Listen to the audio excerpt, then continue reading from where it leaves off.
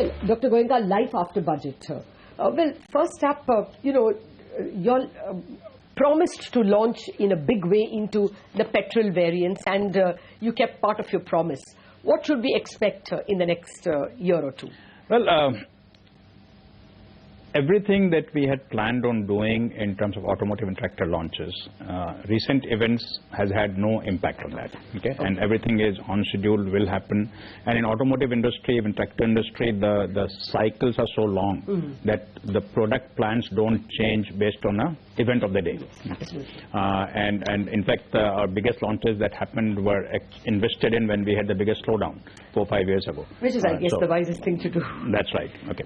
So we have some very exciting launches that are happening. We had 1 year of kind of slowdown after huge launches the year before, and next year we'll start our launches.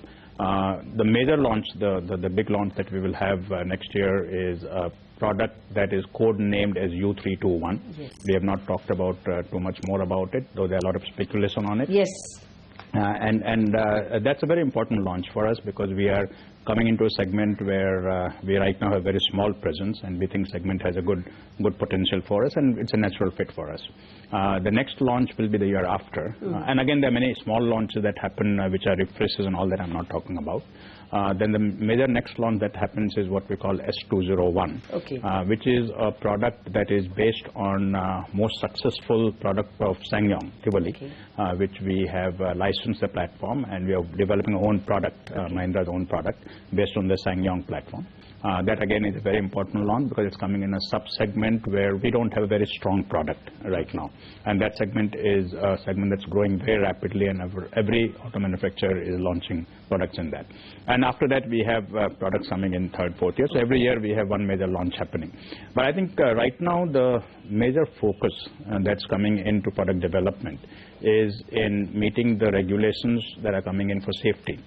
Which comes in October 17 and October 19 for old vehicles, which is a very important development for us. And I'm very happy that this is happening in a sense, because this makes our product comparable to products sold in Western world in terms of safety.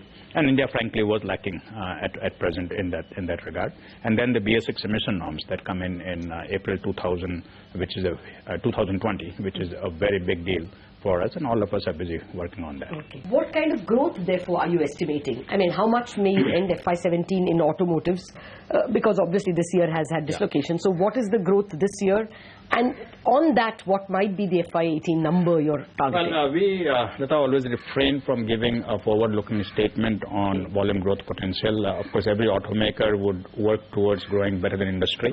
So do we. I do believe that this year somewhat slowed down for the industry and for us because of the last 2 months. And in passenger vehicle segment, the growth was at about 8 to 10% till October. And then now it's flat to slightly negative in the 2 months. It will probably ramp up back to single-digit growth in the next 3 months. And we'll end the year not much more than 3 to 5% is my guess. So if I take that into account, next year should be better. The reason I'm saying better is that the momentum that we have lost, there's no reason why it should not come back. There are many exciting launches happening in the industry. I mean, some been announced, some are not yet announced. Every automaker is working extremely hard to gain market share in this market, and it's a hyper-competitive market now. The Indian market is perhaps the most difficult one, and one can say that if you can make it in India, you can make it anywhere in the auto industry. So it's going to be a very interesting year for the consumers, for the industry. I think the prices will be controlled, because right now everybody is in the mode of getting volumes back. Therefore, consumers should get a pretty good.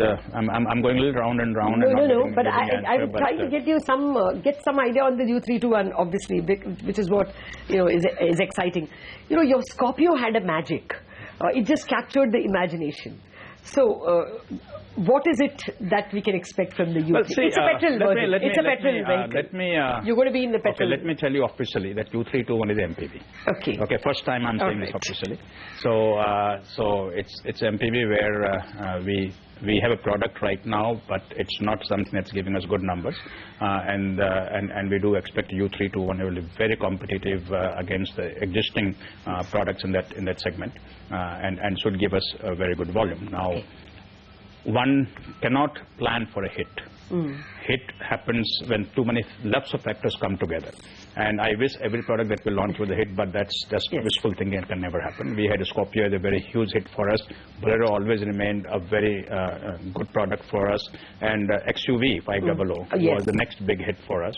And after that, we have had successes, but not blockbusters. So we are hoping that soon we'll see some blockbusters happening. It could be U321, it could be S201, I don't know. It could be both. Why? It can be both. It could be both. And obviously one plans for a blockbuster, but the product, the design, the pricing, the marketing, the consumer sentiment, the competitive scenario at that point of time all have to come together.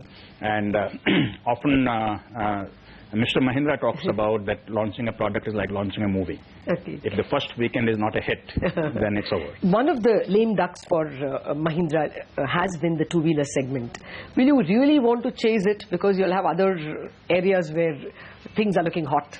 Well, of course, we have announced a strategy for two-wheeler where we have slowed down in terms of investing in the what we call commuter bikes and scooters. We are sort of continuing to sell what we have, but not putting any more money in that. So we have realized that perhaps it's a game that we should not be playing. It's too many games to play. And slowed down on that. But at the same time, we still believe that two-wheeler has a potential if we are in the right segment of two-wheeler. And our decision now is that the segment that we need to be in is a niche segment of premium bikes and premium scooters, perhaps. We have purchased two brands, BSA, and we have licensed GSD, purchased BSA and licensed GSD. And we are developing right now bikes that will be under that brand at a price point which will be higher. So we should hear something shortly? We have already announced that we are going to be doing that. This is a company that we have launched called CLPL, Classic Legend Private Limited, in a joint venture with some outside players. Okay. And we are right now working on those products. So we think that is the right positioning for Mahindra, right niche for Mahindra, and that's where we'll be spending our effort on. Dr. Goenka, thank you very much for sparing time for us. Okay.